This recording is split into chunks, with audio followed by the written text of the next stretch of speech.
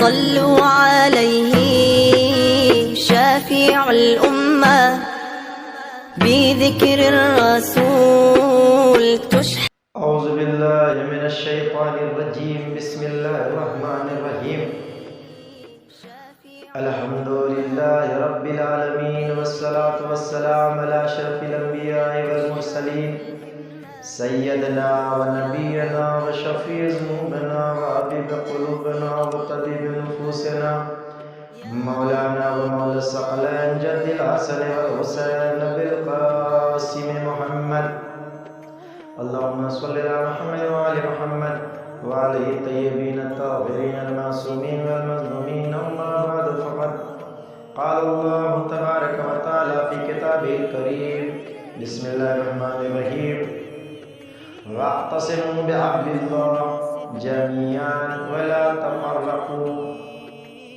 عزیزان ایمان، ناظرین کرام محترم، السلام علیکم ورحمۃ اللہ وبرکاتہ. آج کا یہ پرمسرت موقع کہ جسے ہم ہفتہ وحدت کے نام سے یاد کرتے ہیں، اور یہ وہ ہفتہ ہے کہ جس میں دل چاہتا ہے کہ دو مصرے آپ حضرات کی خدمت میں عرض کر کے اپنی بات کا آغاز کروں کہ قوت عشق سے ہر سمت کو بالا کر دے، دہر میں اسم محمد سے اجالا کر دے. علماء اہل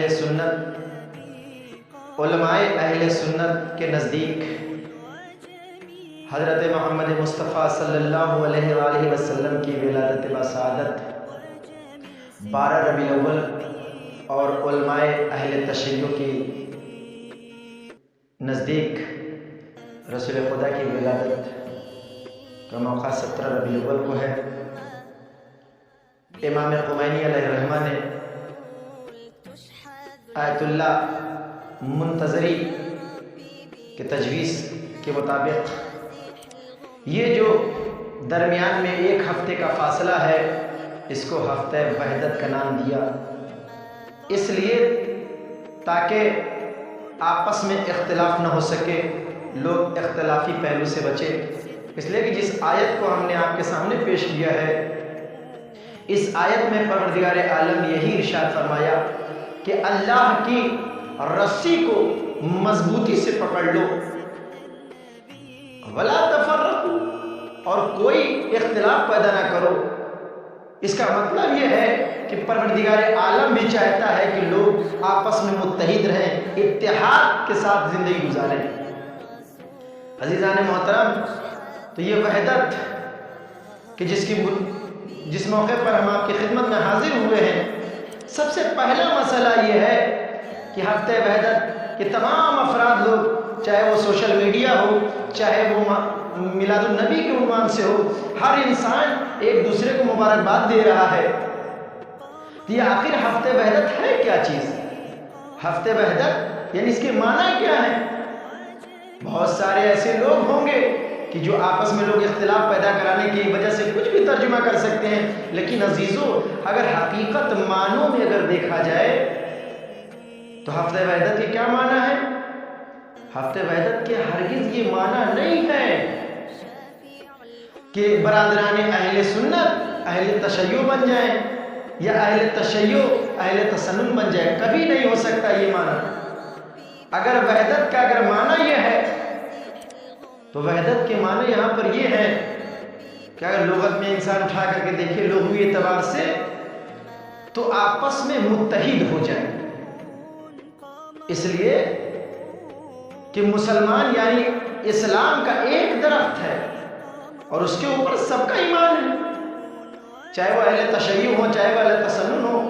آپسی اختلاف بعض مواقع پر ہے، اصول میں ہے، فروع میں ہے، لیکن جو سب سے بالا مرتبہ ہے توحید کا، رسالت کا، کتاب قرآن کا، اس مسئلے کے اوپر تو ہم متحد ہیں. لہذا ضرورت اس بات کی ہے کہ ہم آپس میں اتحاد قائم کریں، اور ہر انسان یہ چاہتا ہے.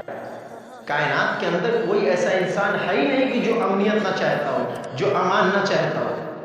اور امان جب ہی ملے گی انسان کے لیے کہ جب آپس میں انسان متحد ہو، ایک دوسرے کے کام ہے. ایک چھوٹی سی مثال دے کر کے آپ کی خدمت کو میں اس بات کو متصل کرنا چاہتا ہوں۔ ایک مثال ہے کہ ایک درخت ہے، آپ درخت کو دیکھیں، ایک درخت اگا ہوا ہے، ہر انسان دیکھ رہا ہے، دیکھنے والا کہہ رہا ہے یہ درخت ہے، لیکن اگر ہم اس درخت کو کاٹ دیں، اس کی لکڑیاں الگ ہو جائیں گی، اس کے پتے الگ ہو جائیں گے، اس کی جڑیں الگ ہو جائیں گی۔ اب اگر کسی بچے سے اگر بلا کر کے پوچھئے کہ بیٹا یہ بتاؤ کہ یہ کیا چیز ہے، تو وہ بچہ دیکھنے والا دیکھنے کے بعد یہی کہے گا کہ یہ پتے ہیں، یہ لکڑیاں ہیں، یہ جڑیں ہیں، یہ شاخیں ہیں۔ لیکن اگر یہی وہ درخت کے جس کو ہم نے کاٹا تھا، اگر وہ پورا مسلم، اگر اس کا مجسمہ ہوتا، ایک بچے سے اگر کسی ایک نادان سے اگر ہم لا کر کے پوچھتے بلا کر کے کہ بیٹا یہ بتاؤ کہ تم جو یہ دیکھ رہے ہو یہ کیا چیز ہے، تو کبھی اس کی زبان سے یہ نہ نکلتا کہ یہ پتے ہیں، یہ لکڑیاں ہیں، یہ شاخیں ہیں، یہ جڑیں۔ وہ دیکھنے کے بعد فقط یہی کہتا یہ درخت ہے۔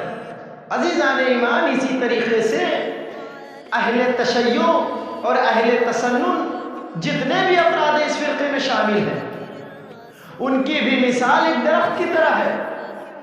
اگر آپس میں تفرقے پیدا کر لیے اور اختلاف پیدا کر کے الگ الگ ہوئے تو وہ منتشر ہو جائیں گے، تباہ و برباد ہو جائیں گے، پھر اس کا کوئی مطلب نہیں ہے زندگی کا۔ اس لیے کہ اسلام نے تفرقہ پیدا کرنے کے لیے منع کیا ہے۔ قرآن مجید یہ کہہ رہا ہے کہ آپس میں تفرقے پیدا نہ کرو، اختلاف نہ کرو، لہذا متحد ہونے کا اعلان کر رہا ہے قرآن بھی۔ تو ہماری اور آپ کی ذمہ داری یہ ہے کہ ہم اس طریقے سے آپس میں متحد ہو جائیں کہ دور سے دیکھنے والا یہ نہ کہے کہ یہ اہل سنت برادران ہیں یا اہل تشیع ہیں، دور سے دیکھنے والا یہی کہے کہ یہ توحید کے ماننے والا ہے، یہ کتاب خدا کا ماننے والا ہے، یہ رسالت کا ماننے والا ہے۔ درخت کا کام کیا ہوتا ہے؟ درخت کا کام یہ ہوتا ہے کہ جس جگہ پہ درخت اگا ہو، اس درخت کے سائے میں کسی بھی ملت، کسی بھی قوم، کسی بھی مسلک کا انسان ہو، اس کے سائے میں آ کر کے بیٹھ کر کے استفادہ کرتا ہے، یعنی وہ درخت لوگوں کو فائدہ پہنچا رہا ہے۔ اسی طریقے سے اگر ہم امت مسلمہ اگر آپس میں متحد ہو جائیں تو کوئی بھی مسلک کا انسان ہو وہ ہم سے امان چاہے گا، ہمارے قریب آئے گا۔ جس طریقے درخت لوگوں کو فائدہ پہنچاتا ہے، اس طریقے سے ہماری ذمہ داری ہے، ہم خدا کے ماننے والے ہیں، ہم کتاب خدا کے ماننے والے ہیں، ہم رسالت کے ماننے والے ہیں، ہم اس رسول کے ماننے والے ہیں کہ جس رسول کے اوپر کوڑے پھینکے جاتے رہے لیکن کبھی رسول اکرم نے اس سے کچھ نہیں کہا، بلکہ اس کے بدلے میں کیا برتاؤ کیا۔ جب وہ بڑھیا بیمار پڑی تو اس کی عیادت کے لیے پہنچے، وہ تو یہی سمجھ رہی تھی یہ بدلہ لینے آئے ہیں، لیکن نہیں عزیزان محترم، ہماری زندگی میں سیرت معصومین ہونا چاہیے، ہماری زندگی میں سیرت نبی ہونا چاہیے کہ سیرت نبی کیا ہے، لوگوں کے ساتھ کیسا اخلاق پیش کرتے تھے، لوگوں کے ساتھ کیا برتاؤ تھا نبی کریم کا، حبیب خدا کا کیا برتاؤ تھا، کیا پیغام دیا ہے نبی اکرم نے۔ عزیزان محترم، تو یہ وحدت جو ہمارے درمیان ہے کہ جس کی مبارکباد چل رہی ہے، جس کا وقفہ ہم نے ابھی بیان کیا کہ امام خمینی علیہ الرحمہ نے جو بیان کیا کہ 12 ربیع الاول سے 17 ربیع الاول کے درمیان کا جو وقفہ ہے اسے ہفتے وحدت کہتے ہیں، اور ہم اب ہفتے وحدت کا مطلب یہ ہے کہ ہم اور آپ آپس میں متحد ہو جائیں۔ اس کے اندر 2-3 باتیں ہیں بیان کرنا ہے عزیزان محترم۔ پہلی چیز یہ ہے ہفتے وحدت کے درمیان کہ اس میں 2 طریقے کے لوگ ہیں، ایک داخلی اور ایک خارجی۔ میں نام نہیں لینا چاہتا، میں کسی کا کچھ بتانا نہیں چاہتا ہوں کسی کے بارے میں، میرا مقصد یہ ہے کہ ہر انسان آگاہ رہے کہ اگر کوئی انسان چاہے وہ داخلی ہو چاہے وہ خارجی ہو، اگر کسی بھی بنیاد پر اگر اس ہفتے وحدت کو اور اتحاد کو توڑ رہا ہے تو آپ سمجھ لیجئے گا کہ وہ یقیناً خدا کو نہیں ماننے والا ہے، قرآن پہ ایمان نہیں رکھتا ہے، نبی پہ ایمان نہیں رکھتا ہے۔ اس لیے کہ اگر وہ نبی پہ ایمان رکھتا تو اس کے درمیان اس چیز کا شعور ہوتا کہ کبھی بھی دو بھائیوں کو وہ جدا کرنے کی کوشش نہ کرتا. تو ہمیں ہمیشہ اس چیز کے لیے آمادہ رہنا ہے، چاہے وہ داخلی ہمارا کوئی دشمن ہو، چاہے ہمارا خارجی کوئی دشمن ہو. ہم ایک ساتھ اگر متحد رہیں گے تو پھر ہمارا کوئی کچھ نہیں بگاڑ سکتا ہے. عزیزان محترم، اب اس میں جو بنیادی باتیں ہیں ہفتہ وحدت کے لیے وہ یہ ہے کہ خط قرمز، ریڈ لائٹ. اس میں ریڈ لائٹ کیا چیز ہے؟ اس میں سب سے بڑی چیز یہ ہے کہ ہمارے درمیان، چاہے وہ ہمارے برادران اہل سنت ہوں، چاہے وہ ہمارے برادران اہل تشیع ہوں، اس میں بعض افراد ایسے ہیں کہ مقدسات کی توہین کر دیتے ہیں. مقدسات کی توہین کر دیتے ہیں، چاہے وہ کسی بھی مسلک سے، اور یہ نہیں سمجھتے ہیں کہ ہم کیا کر رہے ہیں، اس لیے کہ وہ عقل و شعور نہیں رکھتے. اور یہی وہ جگہ ہے جو سب سے پوائنٹ والی بات ہے، جو بہترین رمز ہے، وہ یہی ہے کہ اسی جگہ سے دشمن کامیاب ہوتا ہے. دشمن کا بہترین ابزار، دشمن کی بہترین چال جس کو کہا جائے، وہ یہیں سے پیدا ہوتی ہے. جہاں پر ہمارے چاہے برادران اہل تشیع، چاہے برادران اہل تسنن اگر مقدسات کی توہین کرتے ہیں تو یہیں سے دشمن فائدہ اٹھاتا ہے. لہذا ہمیں چاہیے کہ ہم آپس میں متحد ہو کر کے ہم کبھی تیسرے کو فائدہ نہ اٹھانے دیں. اور جب ہم متحد ہو جائیں گے، جب ہم آپس میں مل جائیں گے، جب ہم کتاب خدا کے اوپر ماننے لگیں گے، جب ہم توحید کے پرچم کے نیچے ایک ساتھ ہو جائیں گے، تو پھر دور سے دیکھنے والا کبھی یہ نہیں کہہ سکتا ہے کہ یہ اہل تسنن ہے، یہ حنبلی ہے، یہ شیعہ ہے، یہ کون ہے. وہ کبھی نہیں کہے گا. وہ ہمیشہ دیکھنے کے بعد یہی کہے گا یہ مسلمان ہیں، یہ توحید کے ماننے والے ہیں. تو عزیزان محترم، یہ ذمہ داری کس کی ہے؟ یہ ذمہ داری اگر کہا جائے تو یہ ذمہ داری اہل علماء تسنن اور علماء تشیع کی ہے کہ وہ اس چیز کو درک کریں اور اس چیز کے اوپر عمل کریں کہ کائنات کے اندر ہمیں کس طریقے سے مسلک کے درمیان، اہل تشیع اور اہل تسنن کے درمیان اتحاد پیدا کرنا ہے، اور کس طریقے سے ہمیں انہیں بتانا ہے کہ دیکھو تمہارا دشمن کون ہے اور کہاں سے فائدہ اٹھائے گا. جیسے ہم نے مثال دیا کہ اگر ہم ایک دوسرے کے مقدسات کو اگر ہم پامال کریں، اگر ہم اس کی توہین کریں، تو دشمن یہی وہ جگہ ہے جہاں سے فائدہ اٹھائے گا.